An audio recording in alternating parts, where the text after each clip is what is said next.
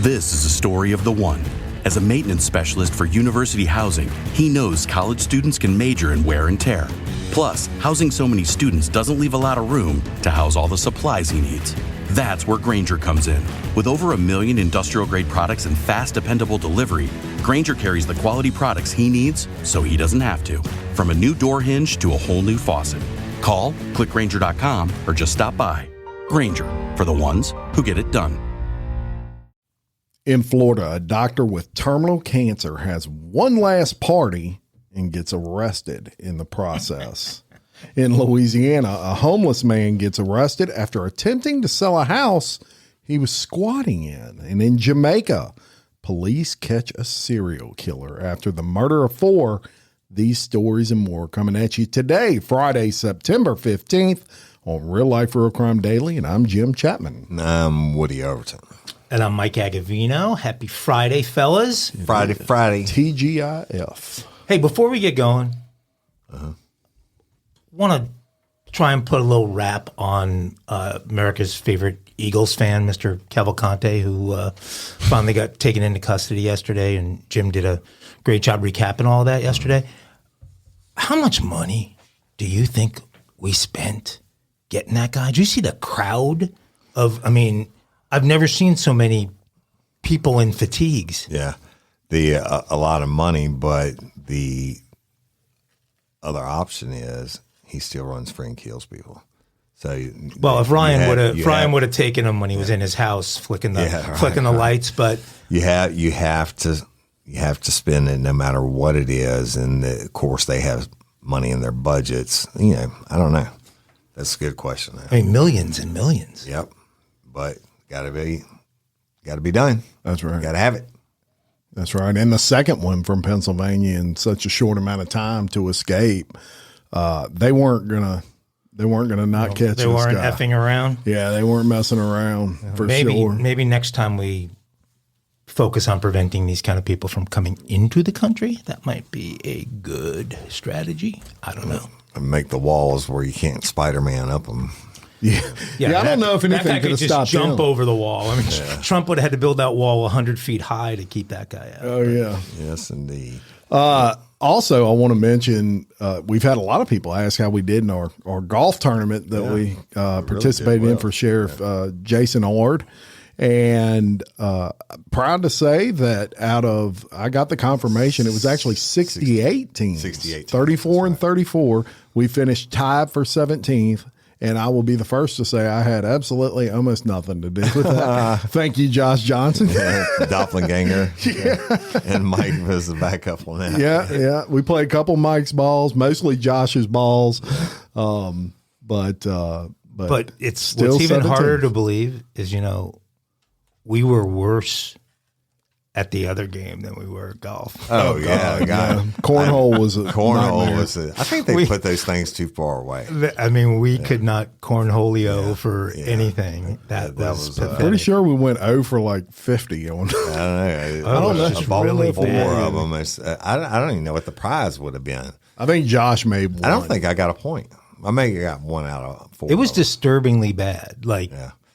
You know what, though? We should be checked. Something could be wrong, like a neuromuscular or something. We're going to practice for next year. We'll be ringers on the cornhole. And then we'll buy 1,000 entries. That's it. But thank you to Josh Johnson for playing Josh, with us. We had a great time. Can't wait carrying to 3 guys on his shoulders for 18 hours. His back's probably still hurting. Man, but some of that food out there. Oh, my God. The food, the drinks. And that Cornish game hen? Yeah. Oh, yeah. And that's what Josh Who the hell does that to a Cornish game hen? Josh said that. What? Hey, that's Cajun shit, man. And we deep fry everything in peanut oil. Yeah, that shit was love. Yeah. It was all good. All good. So, alcohol was flowing. 7 o'clock in the morning, Bloody Berries. Yeah. That's right. All right. Let's get into crime time, people. This is what you're here for, and this is what we're about to give it to you.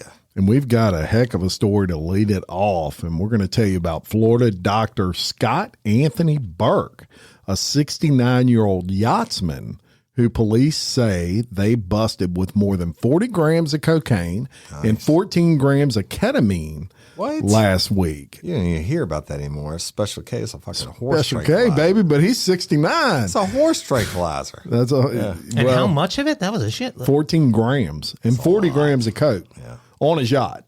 Yeah, so It's a good party. he's been a successful doctor, to say the least. Well, he was holding a party on board a boat last week as he faces terminal cancer. There were strippers involved. To have this man potentially spend the rest of his life waiting for his case to go to trial, to me, would be very, very tragic. This from his lawyer in reference to that client's illness. Burke is now facing drug and gun charges after police boarded his vessel last week in response to a woman possibly overdosing. In the bedroom with the woman, they found cocaine, they found the pistol, and a search warrant turned up a substantial amount of drugs and another gun, which doctors said the doctor did not have a license for. His attorney said that additional allegations from an anonymous law enforcement source say that prostitutes were on board. I figured that. But he's calling it disgusting slander. He says that's bullshit. He said the woman on board was a friend of Burke's, hired captain.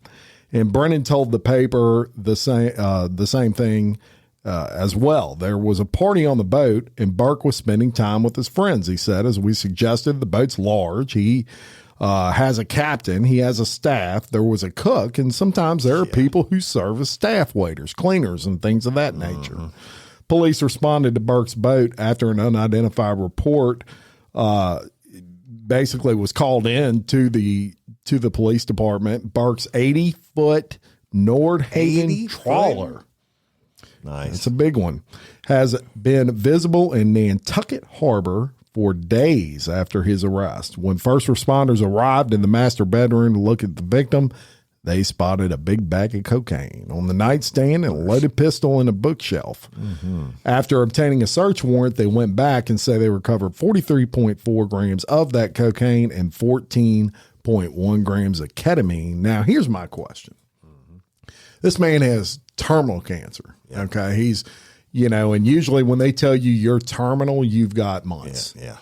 Okay. He had one last party, man. Yeah. Come on. This guy's obviously loaded. He probably doesn't have sons and daughters and things of that nature. And he said, I'm going to get me a big bag of he may never done cocaine in his life. Big bag of booger sugar and a not that that's a good thing. And a hassle full of prostitutes. Yeah. Well, I mean, is it I guess you got to arrest him, but well, he's a Florida guy up in Massachusetts. That's the other thing is, if that had happened, that's a good point. That had happened off the coast of Miami, maybe. Different story. That's the only guy now on planet Earth not hoping for a cure for cancer. I mean, if cancer gets cured in the next couple of weeks, he's going to be going, God damn it. Yeah. Now I got to spend 20 years because that's a charge right there. I mean, he has some substantial just the drugs on that dope boat alone is a federal charge. So they're hell bent on going through with it. They're going to go through with everything. I guess they have to. I don't know that they could just let him off. I don't know that a jury wouldn't let him off though. I might take that to a jury trial. Even if he dies, let me tell you, this popped in my head. Funny story. I was doing defense consulting work, and I actually showed up with the defense lawyer, and the client had died in the custody of the jail. No, not in custody of jail. He was out of bond, and the client had died like the week before. He got shot, and so I was already closing out the case or whatever. So I went to court with him, and he wasn't there. Right? They said the judge said, "Where's the defendant at?" And the defense attorney said, Your Honor, he got killed last week. And the prosecution went off, oh, we don't believe that. We don't believe that. And he said, the defense attorney said, well, I'll tell you what, Mr. DA, you go ahead and issue an arrest warrant for my client and see if it's ever filled. Like, he's dead as fuck. Yeah. Anyway, interesting, good stories. Y'all bring it back home to Louisiana, where a Louisiana man has taken squatters' rights to a whole new level after he was caught inside a couple's home that he attempted to sell for nearly $250,000 months ago. Joseph Guerin was caught after having broken into an unoccupied Baton Rouge home earlier this week after the owners were alerted to the unwanted man on their property. Guerin was arrested for unauthorized entrance into the house after he had changed the home's locks and his utilities were listed under his name. He was released on Monday. But this is the third time the serial squatter has been arrested for unauthorized entrance after he was apprehended by police in April out of the same Baton Rouge home where the owners first found people were illegally residing in the residence. Richard and Kristen Craven inherited the ranch house last year after her parents died and only discovered the unwanted guest during a routine check of the property. They said, hey, we were just checking on it and it was ransacked. Everything was tossed. The couple had planned to refurbish and resell the white brick 4-bedroom home a couple of months after taking over the property, but discovered the house was run down because of Guerin. Now, they found the squatters had moved in with their own furniture, tearing the carpet up and installing tile flooring and new countertops that weren't quality. And they had painted everything. Usually squatters not going to go through an install. And bring it, they're ripping up carpet and shit and put it in everything and painting it. And they had painted everything white, including the window, which was to obstruct the view into the home. When they first discovered the visitors, instead of confronting them, the Cravens kept their eyes on the home, noting different people entering and exiting throughout the day and night, and said the house wasn't just being used to sleep in. Drug use, drug dealing. I don't know if he was renting rooms out to females, Richard Craven said. The problems escalated all the way to Guerin listing the property online for $225,000. Well, he put all those home improvements in. You got to give this credit to. That's the kind of criminal I would be. When they initially reported the problem to authorities, police said, "Hey, it's a civil matter because both the Cravens and the squatters were providing documents that showed them as the rightful owners." Now, Guerin obviously faked his shit, right? With Guerin allegedly showing property tax information under his name. The police won't show me that what paperwork he has, Richard Craven said. I told them whatever he is, he's got to be forged. In their most recent run-in with Guerin, the Cravens were alerted by a neighbor telling them, "You have company over there. That Joey guy's back." While Louisiana law does make squatting illegal, a person must peacefully possess the property for 10 uninterrupted years in good faith and by just title, or for 30 years without title or good faith. I'm not going to let a criminal go bust in the house and take control, Craven said. It's just as simple as that. So it's more than getting control. He's going to go. Yeah, and I remember that, that guy's had, as you said, has had several issues with that. I remember another situation similar that same squatter was involved in. Yeah. But shout out to him for, he's been trying to earn his realtor he's a, license. What do you call that, an entrepreneur? Yeah. Hey, in the state of Louisiana, Mike, let me ask you this. Let me come over and sleep on your couch for 7 days. Once you hit that tally, you leave when you want to, not when I say you can. Right, that's right. Under Louisiana law, most people don't know this. And I had these calls so many times. If I stay in your house as a guest for 7 days or more, then you have to evict me. If I don't want to, that's the truth. You have to evict me. Under Louisiana law, you're considered domicile. No matter whether you're paying me any consideration. No bills in my name, no nothing. I'm eating your food, doing whatever to take shit in your toilet. You hear that, family? Maximum of a 6-day invite if you're coming into town. It might be 10, but I'm well, pretty sure. Give me that info. That's important. Yeah, well, just don't let even people stay that long, okay? Kick them out one day and then I can't believe he was selling the friggin' house. Hey, I went to Home Depot. I put these new kitchen counters in and he did flooring too. Didn't he? Yeah, and had tax documents. Hey, $250,000. I bet you could have got it down to at least $125. Yeah. I mean, what if I don't know how much he spent. What if a though, on cash this buyer had showed up that first day? I mean, then they're in a real shit show. wow. Let's go to Jamaica, man. Jamaica. Police in Jamaica have charged a man they suspect is a serial killer involved in the death of at least 4 people with murder. The 25-year-old man from Montego Bay is accused of fatally stabbing at least 2 homeless men, an older woman, and a young man in July and August, police said in a statement Sunday. All the victims were found stabbed in the parish of St. James, where the popular tourist destination of Montego Bay is located. The investigation is ongoing. Very good. But, I'll say this. These are all stabbings. And one thing with stabbings is they're very personal, especially when it comes to serial killers. Don't try and extend this session, Jim. You never have comment after my long stories.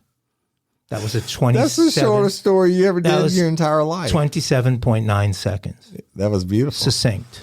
That's beautiful. I might be making some room. Yo, you just made a more record out of all of us. I might be making some room for story number 2. But all right, been to Montego Bay. Don't really care for it. One of my least favorite Caribbean islands and everything else is Jamaica. It's the only dance I could ever do. Did you ever do the Montego Bay? I don't think so. You know the song Montego Bay? I don't think so. I can't sing or I would do it. No, but the Beach Boys sang Kokomo. Yeah, that's close to Montego Bay. Yeah. Montego. But ooh, I want to take you. But is there a Kokomo dance? I don't think there is a Kokomo. No, I don't think so. There's a Montego Bay. I'll show you the Montego Bay dance. You can film me doing the Montego Bay dance. I can do cocktails like Tom Cruise. Okay, don't extend my story. The length was 27.9 seconds. All right. Louisiana police had quite a discovery, speaking of cocaine from our first story, and they have arrested a suspect after uncovering around $2 million worth of the white powder inside a home. For their sugar. Yes, the St. John the Baptist Parish Sheriff's Office, located just outside of New Orleans, announced Monday that a 54-year-old was taken into custody after deputies discovered more than 77 kilos in a Laplace home. On Saturday, September 9th, 2023, officers began an investigation at the Laplace home. During the course of the investigation, packages of cocaine were discovered, and about 77 kilos of cocaine with a street value of around $2 million were confiscated. Worth a lot more than that. Okay. The 54-year-old suspect, who has not been publicly identified, is now charged with possession with intent to distribute cocaine, obviously a felony. An image released by the St. John the Baptist Sheriff's Office shows bricks of cocaine piled on top of a table after they were recovered by police, and some of the bricks have the word Jeep on them, while others have an image of the UK flag. The news emerged as UN says cultivation of Colombian coca crops, which is used to make cocaine, reached an all-time high in the South American country last year. The new findings on coca growing were published over the weekend by the United Nations, and they say that nearly 570,000 acres of farmland in Colombia were planted with coca in 2022, which is a 13% increase from the previous year. The South American nation is the world's largest exporter of cocaine, and Colombia provides 90% of the cocaine sold in the United States. So cocaine's making a comeback, and even here locally in Louisiana. I'm going to tell you why when you get done. I'm done. All right. I was told. Tell me why. Okay, so after all our stories on fentanyl, I actually went down the wormhole on it. I'm trying to figure out exactly how profitable it is. Check this out. You can get a kilo, which is 2.5 pounds of fentanyl for $5,000. Now, what they're doing, as with all the different type drugs, they are cocaine is one that they're doing it the most on. They take that $5,000 kilo of fentanyl and they cut up the cocaine, and it gives them $300,000 of profit off of 1 kilo of fentanyl.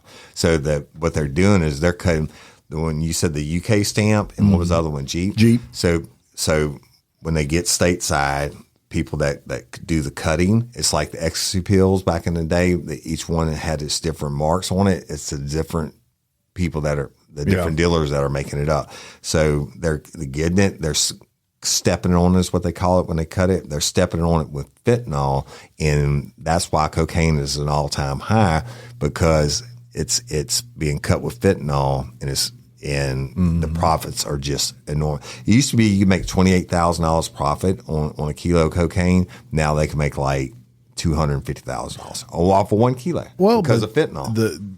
But they're killing their customer. Yeah. No, not all of them. The majority, I looked that up too, like 98% of the people that or these drugs that are being cut with the fentanyl, they're getting it correct, or at least not to the point that it's killing them. All the overdoses you're hearing about are fucking Tom and Dick and Harry in the trailer park got a bag of fentanyl and they're trying to cut up some meth with it, and they don't know what they're doing, and they don't care that they're killing their people. The cartels are not actually the ones that they're killing with the fentanyl. It's the people that come stateside that don't know what they're doing. Fentanyl, it has medical purposes. I mean, but it's the ones who don't care. They're only doing it for profit, and they don't have the knowledge to split it up. You don't want to kill your customer. Right. If I'm a dope dealer, I want my customer. I don't want to get arrested. I want to keep coming back to me every day. But unfortunately, there's shitbags in every industry, including the dope dealing industry, who are overcutting with the fentanyl. Well, shout out to Chrysler for sponsoring cocaine. Yeah, Jeep. Yeah, I'm sure that's good for their shit. Part of his story was that the actual crop is up 13%. So you've got more supply to begin with. And then when you're cutting it with the fentanyl, the thing is other cutting agents over the years didn't do things for the high. They just baby powder and it was just fillers. They were just supplementing to allow them to make more money off of less pure cocaine. Right. Here, you've actually got something that is enhancing the high or extending the high. So I did get fentanyl at one time in the hospital for an injury, and it's pretty amazing. Like, I thought morphine was the thing. Yeah. When you're post surgery with post surgery with a morphine drip, but one of the most painful things you can get are stones, and I had a bad situation with stones, and they gave me the fentanyl for the stones, and I mean, I went from keeled over on the ground to just fine. Right. Hey, ladies, are you feeling overwhelmed by hormonal changes? Well, you're definitely not alone. There are more than 1,000 hormone disruptors living in our environment right now. It's in your food, your water, the air you breathe, the clothes you wear, your skincare products. They all mess with your hormones. Then there's the natural hormone changes your body goes through, premenopause, menopause. And while it's a natural process, it doesn't mean you have to suffer through it. The good news is you don't have to suffer through it anymore, because now you have Hormone Harmony, a formula made only with herbal ingredients that are shown to reduce hormonal symptoms in women of all ages. Hormone Harmony is not just a hormone support and supplement. It's become a phenomenon. Women can't stop talking about it on social media. A bottle of Hormone Harmony is sold every 24 seconds. And the biggest benefit?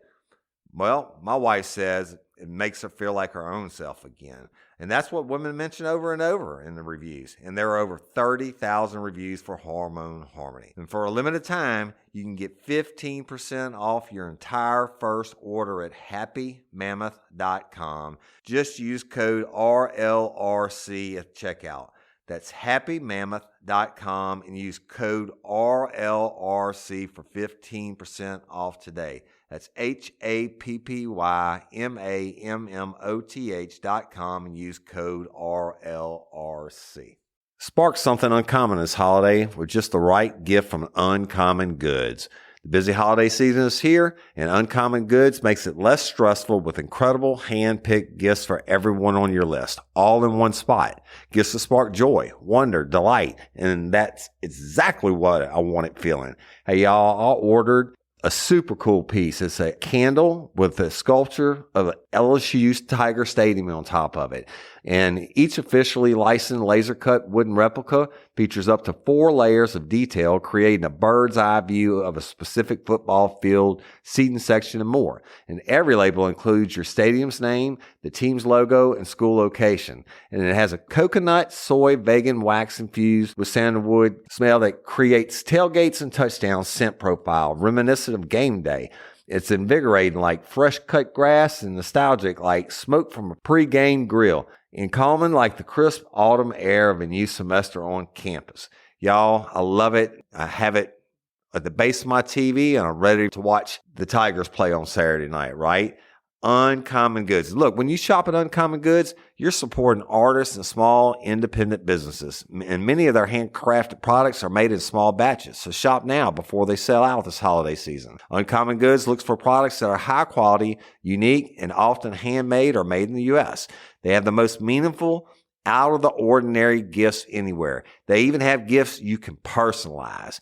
From holiday host and hostess gift to the coolest finds for kids, to hits for everyone from the book lovers to diehard sports fans. Uncommon Goods has something for everyone, not the same old selections you can just find anywhere. And with every purchase you make at Uncommon Goods, they give $1 to a nonprofit partner of your choice. They've donated more than $3 million to date. So to get 15% off your next gift, go to uncommongoods.com/RLRC. That's uncommongoods.com/RLRC for 15% off. Don't miss out on this limited time offer. Uncommon Goods, we're all out of the ordinary. Instantly. Right. It's crazy. Well, that's what happens. And so let's roll on to Ohio. I don't have any problem with Ohio. Good hunting. Yeah, think about that first. I like to, I've been pretty much everywhere, but every time I hear a place I haven't thought of in a while, I think about their hunting, and they get some pretty good deer in Ohio. But in Ohio, a multi-state manhunt for a suspect wanted for murder in Ohio and 2 kidnappings in Kentucky came to a deadly end late Saturday night. The suspect, a 50-year-old man from Ironton, Ohio, identified as David Maynard, took 3 hostages at a Speedway gas station in Credo, West Virginia, just after midnight.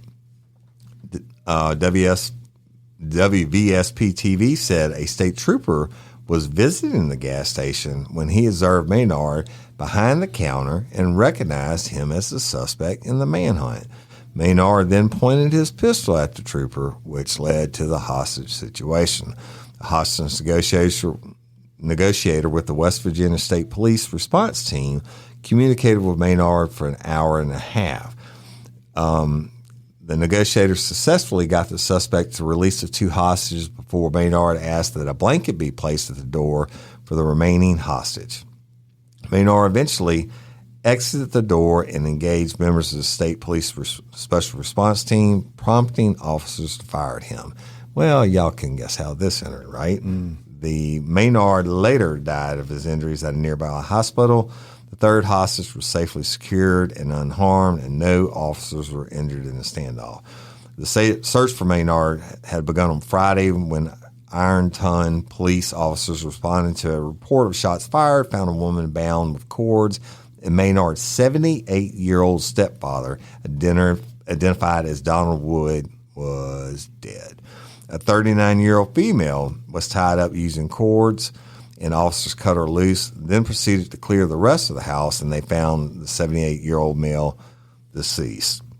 While on the run from police, Maynard abducted 2 women at separate locations in Kentucky and stole their cars.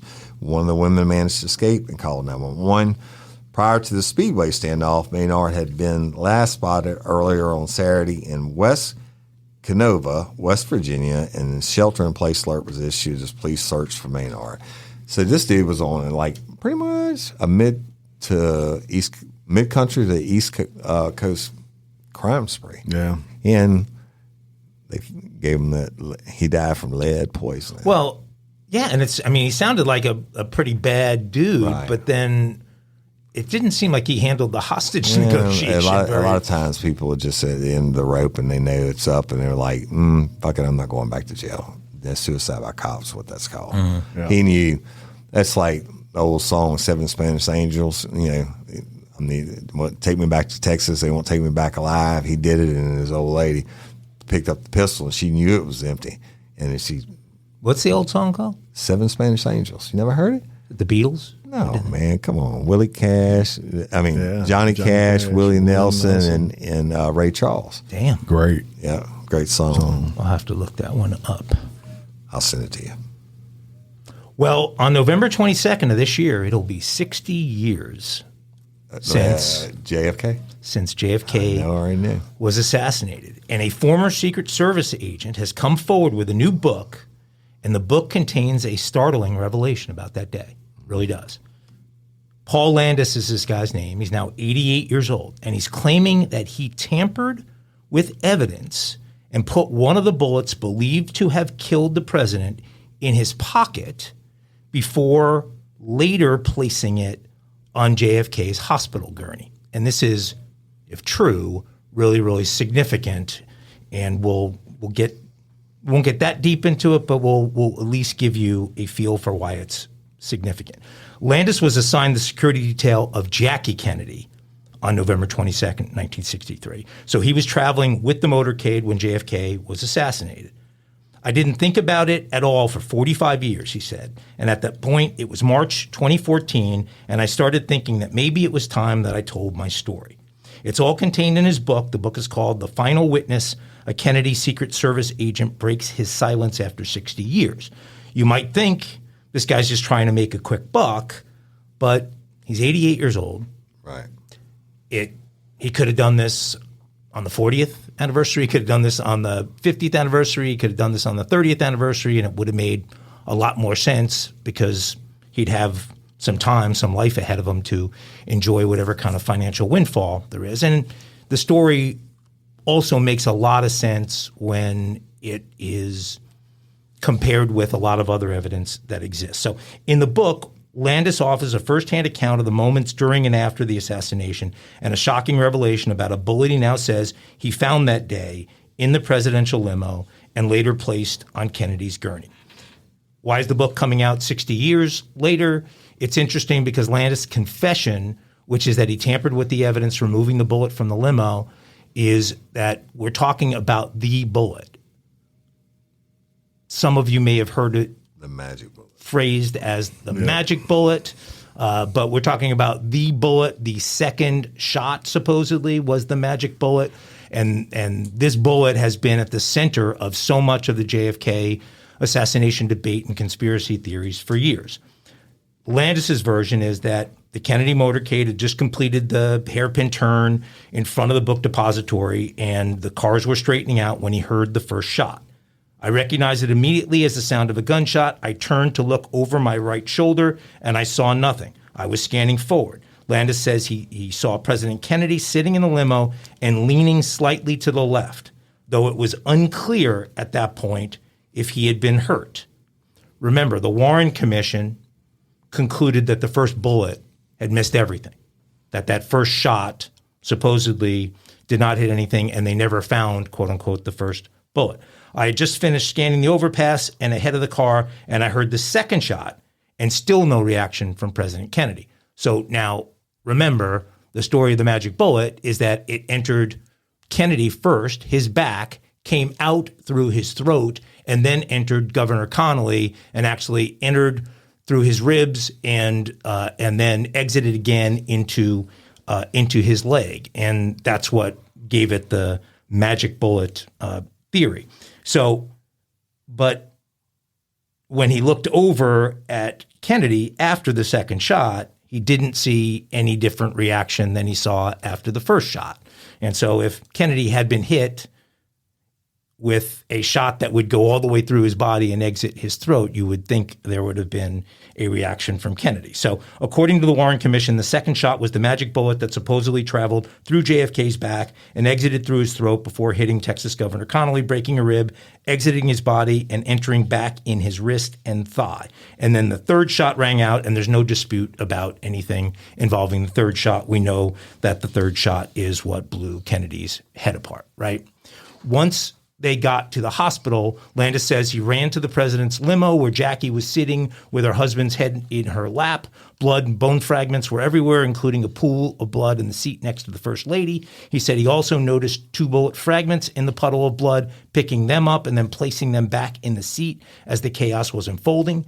Meanwhile, the other Secret Service agent, Clint Hill, removed his suit coat, wrapped up the president's head and torso, and lifted him up onto the gurney. The First Lady then stood up to follow the group inside. That's when Landis said he noticed a fully intact bullet sitting on the back seat ledge where the cushion meets the metal of the car.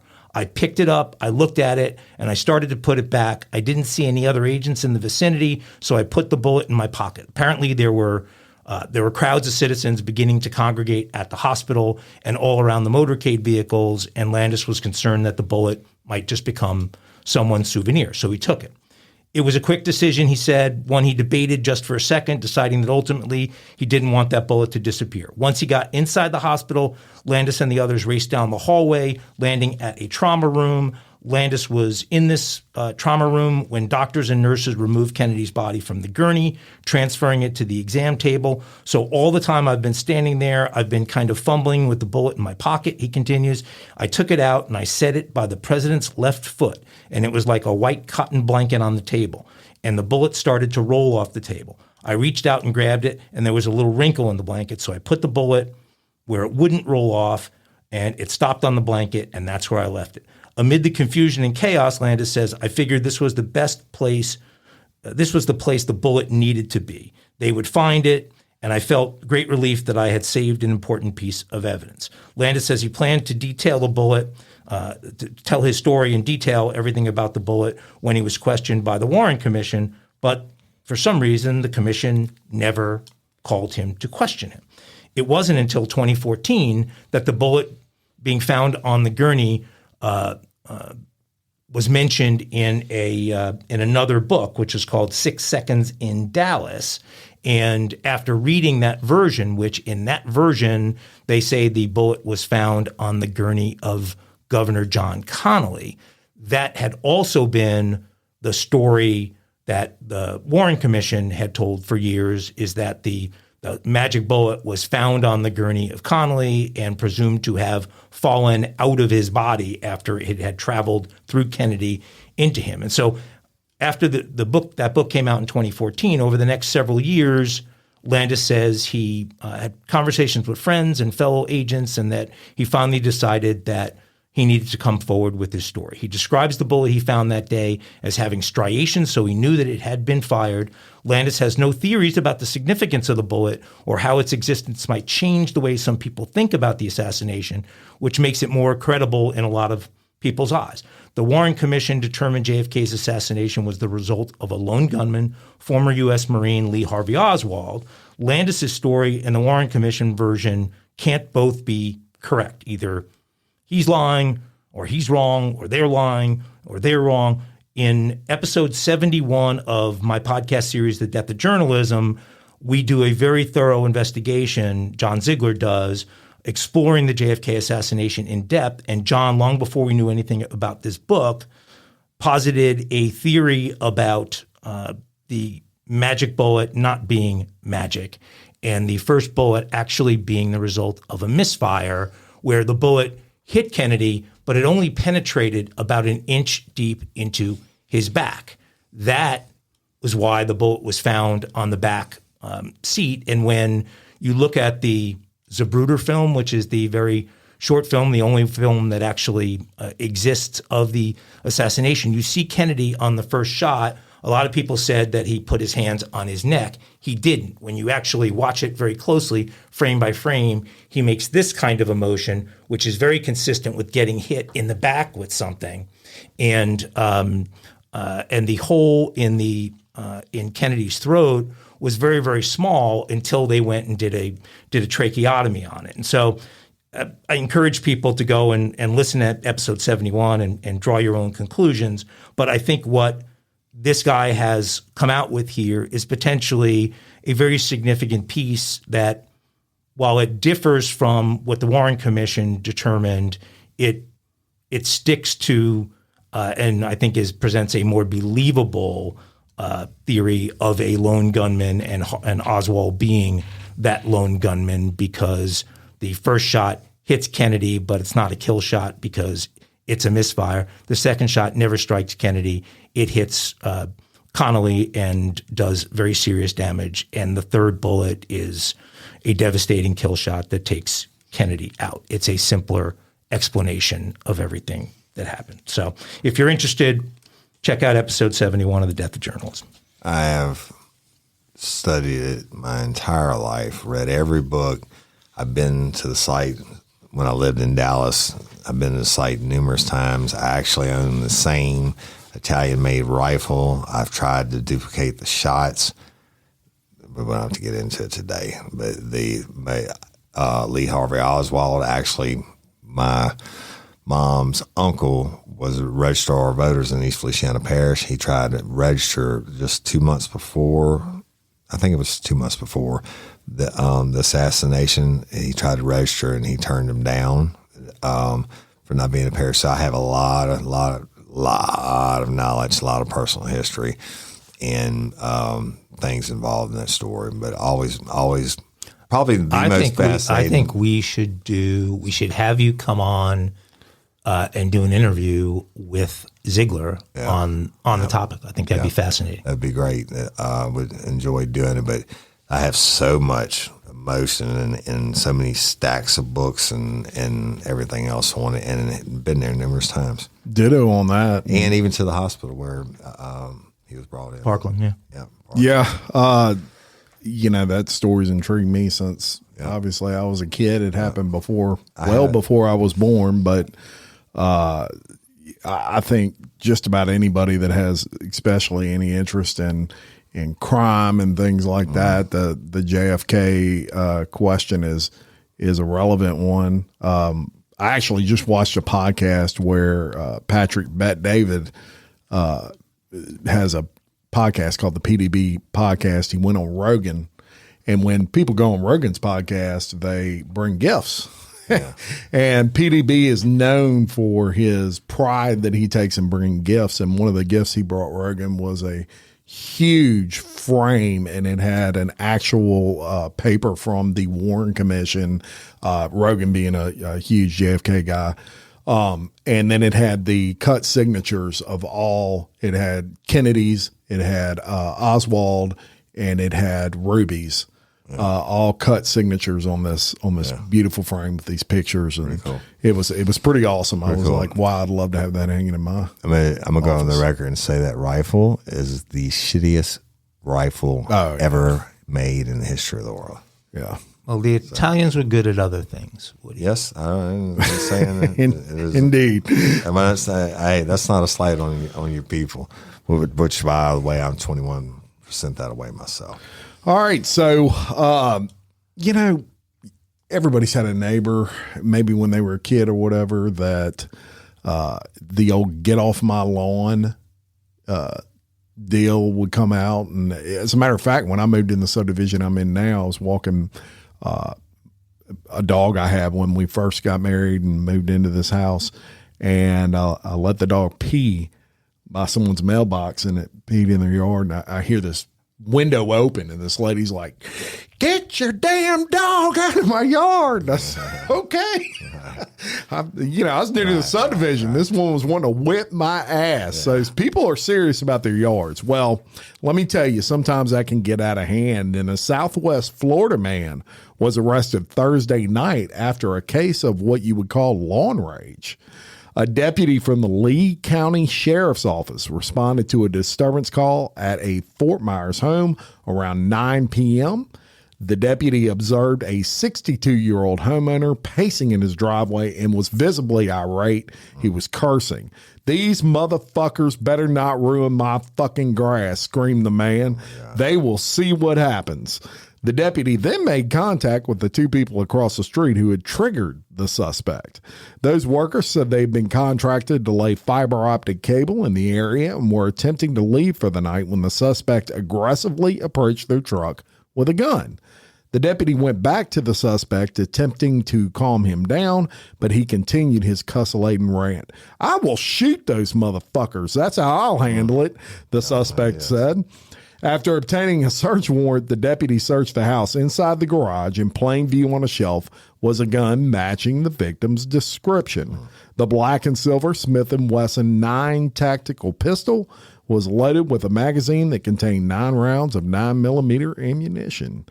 Based on the nature of the reported offense, the homeowner was arrested and charged with aggravated assault with a deadly weapon without intent to kill. He was later released on a $5,000 bond, and he has a court date October 9th. All for getting pissed because guys are laying fiber optic cable. Well, And they better not mess up his yard. Might be the same people that yell at me. My place is you never have to worry about any kind of long range or what you got long rage. Well, what you're seeing a lot of nowadays is people really getting so worked up over something that you look back on. I'm sure that guy looked back on that whole situation when he was sitting in jail and having to go back to court now, and he's thinking, I should have just shut my mouth. Yeah. I get parking rage is what I get because I live on a busy street and there are people who, whether they're just oblivious and don't realize it's a driveway or they think that they haven't crossed over into the driveway, but some days I'll go out there, be backing out, and somebody is like infringed 4 feet into my pathway. And the only way for me to get out is to go driving up on tree roots and everything else. It's that'll rage you. Even Ms. Jerry gets crazy on that one. She gets crazy enough to leave him a little note. That's always been a problem in New Orleans. The parking and especially blocking people in. And it's even worse in a quarter than I guess you're on St. Charles or somewhere. But that's a real deal. Hey, y'all, let me tell you about Gobble. All Gobble meal kits are pre-prepped. That means less work for you and less waste in your kitchen.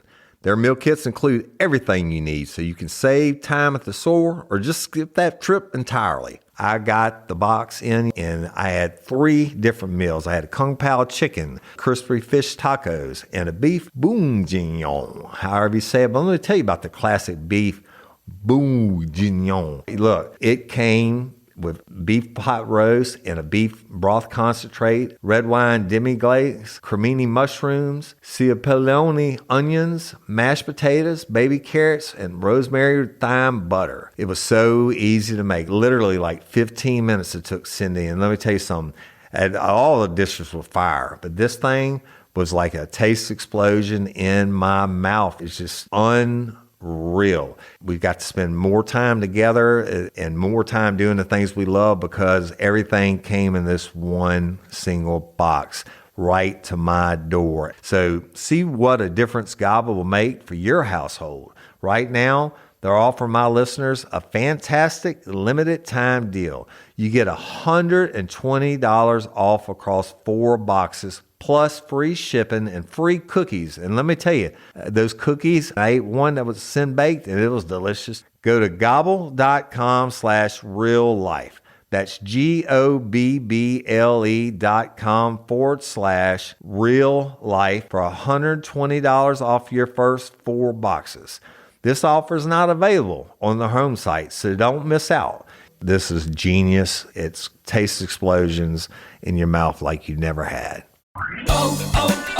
O'Reilly. You've got questions? O'Reilly Auto Parts has answers. Need a pro you can trust? We've got that too. No matter what you need, our professional parts people have the training and expertise to help you do things right. Deep automotive knowledge. Just one part that makes O'Reilly stand apart. The professional parts people. O'Reilly Auto Parts. Real deal. All right. So let's talk about somebody that's in trouble. Houston Rockets guard Kevin Porter Jr.'s attack on his girlfriend in the New York City hotel room left the woman with a fractured neck vertebrae and a deep cut above her right eye. Prosecutors revealed this, y'all, at his arraignment on Tuesday. Porter, 23, pled not guilty to felony assault and strangulation charges. And prosecutors said he didn't stop until his girlfriend, former WNBA player, Kyrsi Gonrizik, ran out into the hallway covered in blood. The NBA star, who had been in police custody since his arrest around 6:45 a.m. Monday, was released after posting bail, which was set at $75,000 cash. And he was also ordered to stay away from the victim. This is a serious case of domestic violence, the Assistant Manhattan District Attorney said. According to Cruiser, Porter has a history of abusing Gonrizik, including an incident in which he rammed his car into hers. Porter is due back in court in Manhattan on October 16th. In a statement Monday, the Rockets said, "We are in the process of gathering information surrounding the matter involving Kevin Porter Jr., and we have no further comment at this time." According to the criminal complaint, the victim told police that Porter punched her repeatedly in the face with a closed fist, causing an inch-long gash above the right eye, bruising a substantial pain to her face. Gonrizik, 26, said Porter also wrapped his hands around her neck and strangled her, causing her to have difficulty breathing, redness and bruising her neck, and a loss of motion to her left arm. And the testing showed that she sustained a fracture to one of the vertebrae in her neck. And they've been dating since February of 2022. So he is so fucking lucky he didn't Throw the book at him. He didn't break the bone in her neck. That's one of the easiest bones to break, even though he just must not have his hands in the right place. He's 23 years old. Throw the book at him. Look, they think you can get away with it, but it's not the first time he whooped on her. well, and let's not forget, this is a Houston Rockets basketball player. I'm not familiar with that guy, but I can tell you he's probably 6'12". He's a big dude. Well, he's Yeah. not 6'12", but he's a big dude. Big, I mean, strong he's dude. definitely taller than me, and I'm sure can do a lot of damage to that, and did do a lot of damage to that lady, and no excuse for it. It's disgusting. Right, I agree. That's my thoughts on it. Well, and the injuries, I mean, those are not injuries you hide. I mean, you got a gash that big, and you've got a broken vertebrae. Well, that's why her arm went numb, is because he broke her damn neck. So I think that'll be a quick investigation by the Rockets before they cut him. I mean, you can't keep that around. Did you guys watch any of the U.S. Open tennis last week? Not a tennis guy. Nope. I don't even watch tennis even if there's. I ain't watched him since McEnroe. Coco Gauff? Come on, no. Nope. Never heard of him. Novak Djokovic? Heard of him. There was a blonde chick that I like to look at, Maria Anakorkovich or something. What was her name? Can't Kornikova. Oh, yeah. No, that's Anna Kournikova. Yeah, okay, I thought you were talking about Maria Sharapova. That's another. But one. Yeah. okay, so Coco's cute though. What you would think Coco was cute. Well, anyway, the women's semifinal match at the U.S. Open was delayed for nearly an hour because a climate protester decided to glue his bare feet to the stadium floor while protesting. Well, that's great. Excellent. Yeah. Good choice. So the climate change movement over the past few years has adopted a strategy of taking their protest message directly to the public by going to public institutions like museums, sporting arenas, etc. A man named Sayak Mokopadiayu and 3 other activists with the group Extinction Rebellion New York City held up the match between American Coco Gauff and Czechoslovakian Karolina Muchova for about 50 minutes on Thursday night. They chanted, quote, "No tennis on a dead planet," and "End fossil fuels," before Mokopadiayu decided to affix his feet to the concrete floor of Arthur Ashe Stadium in Queens. In a post-game press conference, Goff said, "It was done in a peaceful way, so I can't get too mad at it. Would I prefer it not happening in my match? 100% yeah." The 19-year-old star concluded, "I'm not going to sit here and lie, but it is what it is."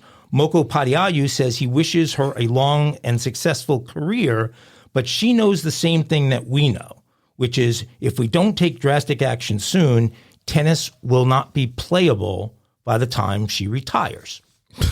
Right. So I'm sorry. I know that there is such a thing as global warming, but when somebody says she's not going to be able to play tennis by the time she retires. I just take it as a math quiz. And she's 19 years old. So let's say she plays for another 20 years. She'd be 39, and that'd be the year 2043. The most aggressive estimates on the planet are the Canadian Broadcast System estimates, which say that by 2050, the planet temperatures will rise by 2.7 degrees Fahrenheit. Most are nowhere near that, but if it's 2.7 degrees Fahrenheit, I think that Coco would actually have more places to play across the planet and more tournaments to play by 2043 if that aggressive projection were true, as a bunch of places right now that are too cold to play tennis tournaments in would cross over and probably become places you could play tennis tournaments in. So Reykjavik might have their own tennis tournament, and maybe they're not playing in Palm Springs anymore. So Extinction Rebellion has a week of climate actions planned starting on Sunday. They're doing a naked bike ride to end fossil fuels beginning at Columbus Circle. They're also doing mass meditations and a protest at the Museum of Modern Art. They have been involved in demonstrations like the one that hurled food at the Mona Lisa and gluing themselves to famous artworks and spray painting the yacht of the Walmart heiress. I'll be drinking beer and watching football. Me too. You may see them at I'll be your gluing next football game. They may be gluing my feet to my seat. Gluing themselves to I something. mean, what the hell are you thinking? The gluing the feet part. I mean, you don't think they're going to get you out? Yeah. Stupid. Well, that's just to make sure they can create enough of a disturbance to draw attention, right? You can't get them right out of there. Hopefully you super glue. I don't know how good that guy's they rip the fucking feet are off. feeling multiple days later, but Coco was nice about it. You can now take off that belt and move freely around the cabin. Mile High time. And have either one of you heard of Maggie Thorne? Ring a I bell? don't think so. I think I got a niece named Maggie. Okay, well, She's you the one think? You want to check on that? I got like 20-something of them. She's the one that lives in Denver, I think. Well, I'm going to tell you a No, little her story. name's Maddie. But I do have another one We're getting named off Maggie. Getting off subject here. Oh my God! I'm gonna read you. I'm gonna tell you a little story and who she is. She's a former American Ninja Warrior contestant, who is an absolute stud athlete. And she is claiming that the skies were not too friendly to her during a recent Southwest flight to Nashville. The accomplished athlete, who has made 7 appearances on the grueling competition show, said she was shocked when a flight attendant shamed her for wearing what she deemed to be an inappropriate outfit. Maggie shared a photo of the outfit, which consisted of high-waist joggers and a cropped black tank top. There seemed to be no problem with her fashion choice at all until Maggie said the flight attendant came over and told her to cover up in front of the other passengers. That's ballsy as hell. Right. Attendant just shamed me in front of the passengers, saying my attire wasn't appropriate, a tank top and high-waisted pants. Is this really happening in 2023? Now, Maggie has a message for that flight attendant. Please consider your words to a passenger and how they can impact the entire flight experience.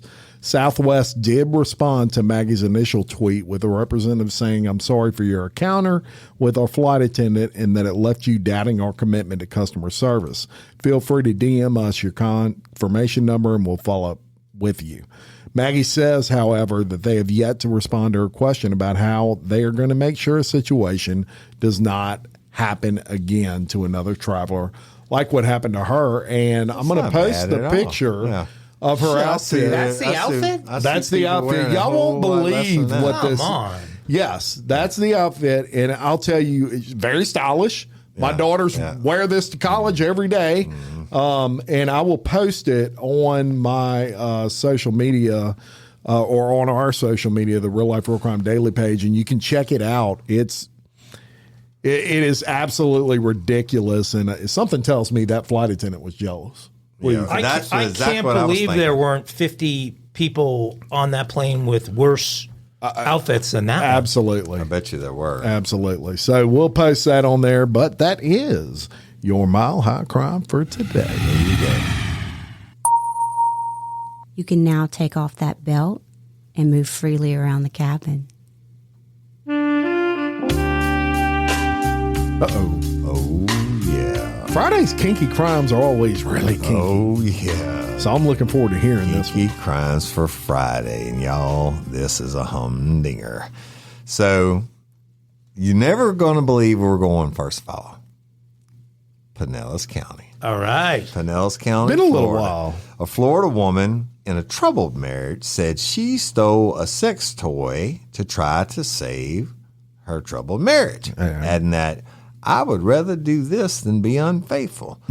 So Ashton Barton, whose rap sheet includes multiple theft convictions, was spotted Wednesday morning concealing a Durex ring of bliss. Go ahead and look it up, Mike. Yeah. As she shopped in a CVS pharmacy in Largo, a city 25 miles west of Tampa in Pinellas County. After a store employee alerted a patrolman, the officer approached Barton, 33, and began asking questions about her $15 ring of bliss. Barton admitted to taking the sex toy from its packaging and initially concealing the item. Barton said that when she spotted the police department inside the store, she ditched the ring of bliss. Barton claimed that she was driven to steal the vibrating sex toy because my husband doesn't want to touch me anymore. She added, I would rather do this than be unfaithful. Hey, right? According to Durex, the ring of bliss fits on the base of the penis and enhances mutual pleasure with 20 minutes of vibration. Right? Charged with a felony due to her prior theft convictions, Barton was booked into the county jail, from which she was later released after posting $2,000 bond. In a Facebook post yesterday, Barton, a mother of 4, wrote, I found true love in a husband who supports me in everything I do and want to do. Barton, other post reports, she has been married to her current husband for 2 years. Well, and look. It's better than cheating on him. That's what she sold said. Sex toys. Yeah. Ring of bliss, huh? But that doesn't work for me, though, because she's saying she stole it so she could use it because her husband didn't want to have sex anymore, but it's a cock ring. Yeah. That vibrates. It's for a dude. So I think she'd be all right. Yeah. Well, but it's still she's kinky crime. Just trying to spice things up a little bit. I'm surprised that she didn't draw more sympathy from the Pinellas police are normally pretty sympathetic. Pinellas County runs the full gamut. Well, they sure do. They got a great retirement community in Pinellas County. Well, very good. Ring of bliss, y'all. Ring of bliss. Good one. Banjo time.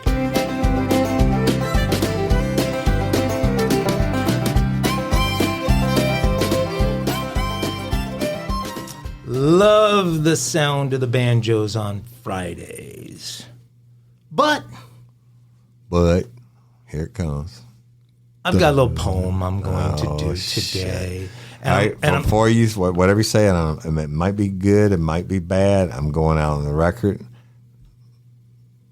We have no prior knowledge, and I'll also go on the record. If anybody's got mad or sad or whatever about anything Ago's done, I'm pretty sure it's for entertainment purposes only. Go ahead. You call this poetic justice, right? Right. Yeah. Well, I'm talking about the anything, just whatever. Well, thank you for that disclaimer, Woody. I appreciate that. Yeah. Warning. Warning. This episode, this poetic justice. I have warning. We have no fucking idea what this is going to be. This segment of Poetic Justice is entitled "Missing You," and there's something that's been a part of my life for a little while that I've been without recently, and I've been missing it. And this poem is just my way of kind of catharsis. Jill's kind of looking perplexed. Of missing this piece of my life. So, oh, how I miss the stuff I'm not allowed to report. It's a segment no one in America wanted me to abort. Just think of the fun topics I could have for this week. Topics that would make Woody and Jim totally freak. Mm-hmm. I might ask whether Travis Kelce is working Taylor Swift's tight end, or if trading hostages and money with Iran is something we can defend. Oh, God. I'd wonder about the orange man's booking weight. Let's face it, folks, he's carrying some serious freight. I'd mentioned saying goodbye to the king of the parrot heads because I just can't believe Jimmy Buffett is dead. I might report that another impeachment is a national black eye, but what else do I do when there's 10% for the big guy? I'd share the new evidence on the assassination of JFK, hoping maybe conspiracy theories might finally go away.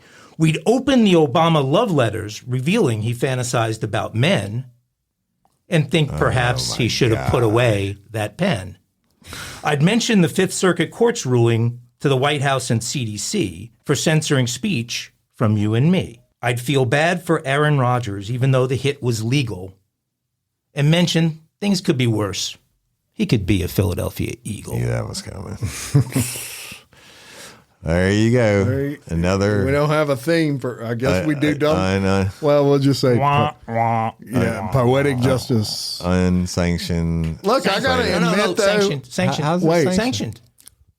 The board sanctioned the Poetic Justice segment. I have to admit, Wendy told me last night that she likes Mike's poems. That I like. She thinks they're one of funny. them, but And I said, "Get out of my house." Wendy has shown great judgment in all things other than one over the years. So listen, I could say. Indeed, she has. I could say, you know, the one thing I can say is we have no control over Ago because we can say it this way, then he's going to do it this way. Then we have a board meeting on that, and he's still going to figure a way around it outside the bylaws. So you should have been a lawyer. Yeah. I like lawyers. Like a corporate lawyer. I hate everybody in my family's a lawyer, even my mom and dad. And I was going to say I hate lawyers. Yeah, you can't say that. All right. All right. Well, we got They Stole What coming at you. They stole. We hadn't done it. They We Stole haven't What had in a one little in while. like a week. Yeah. They stole. What'd they steal? Where's the theme? Well, You got to come up with a thing. that's right. You got anything for that? They stole what? They stole what? They stole an excavator. How about that? Lord. A stolen excavator was recovered under odd circumstances when someone drove it through an automotive department at a Florida Walmart. Through the automotive department. Through it. Is that the Pinellas County Walmart? Very likely. It happened late Monday, September 11th. Actually, this was in Gainesville, which is home to the University of Florida. A 47-year-old man has been taken into custody as a suspect. The suspect stole the large excavator, drove it around the southwest side of the Walmart, which took out several power poles, then drove it through the wall of the Walmart. This from Gainesville police. Officers located another building, which was a storage unit that the suspect also drove through. Photos showed the storage building was split in half while the Walmart had a large hole in the automotive department wall. Nice. The suspect caused an estimated, get this, y'all, $2 million worth of damage. And they also say the excavator was hot wired.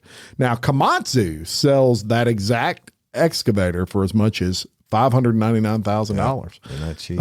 So, you know, had the guy got away with stealing it and actually didn't run it into a Walmart, that'd have been quite the loss. But either he was high, drunk, or he didn't know how to drive an excavator. But he knew how to hot wire that bitch. Yeah, that's so. Yeah. Pretty hard to hide one once you've stolen one, though. Yeah, I mean, it's like the store we did that time, and they stole a 18-wheeler was painted pink, and they tried to paint it black in the hotel parking lot. Yes. Spray paint. Yes. Spray paint. Well, they stole what?